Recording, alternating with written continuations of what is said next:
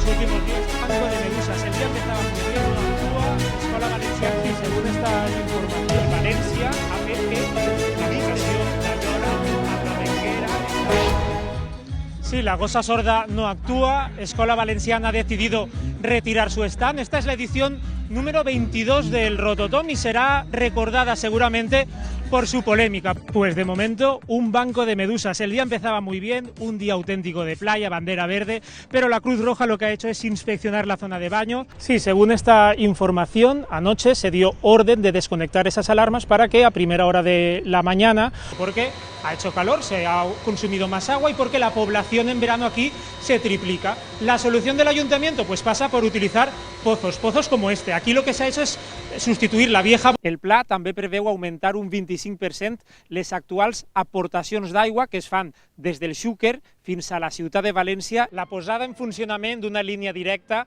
entre Istanbul i València ha fet que els turistes que venen des de Turquia hagin augmentat un 88%. És una tomatina que també passa a la història perquè és la primera tomatina de pagament i d'aforament limitat. Carretera afectada a hores d'ara.